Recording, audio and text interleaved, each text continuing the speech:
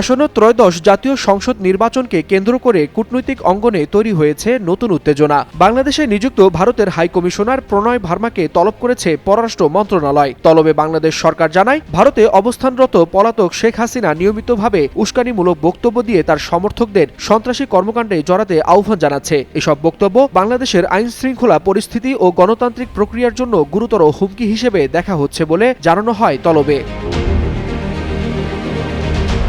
পররাষ্ট্র মন্ত্রণালয়ের পক্ষ থেকে আরও বলা হয়, বাংলাদেশে আসন্ন সংসদ নির্বাচন বানচালের উদ্দেশ্যেই এসব বক্তব্য দেওয়া হচ্ছে। শেখ হাসিনাকে এমন বক্তব্য দেওয়ার সুযোগ দেয় ভারত সরকারের প্রতি গভীর উদ্বেগ প্রকাশ করে ঢাকা।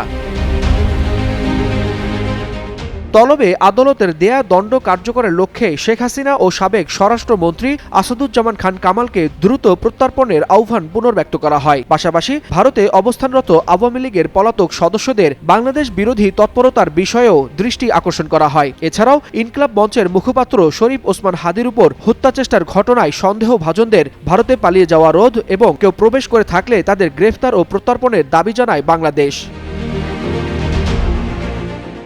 তবে এর জবাবে ভারতীয় হাইকমিশনার বলেন, বাংলাদেশে শান্তিপূর্ণ ও সুষ্ঠু নির্বাচন অনুষ্ঠিত হোক, এটাই ভারতের প্রত্যাশা এবং এ লক্ষ্যে সব ধরনের সহযোগিতায় প্রস্তুত রয়েছে তার দেশ। ওয়ালিউল হাসানাত, যুগান্তর নিউজ।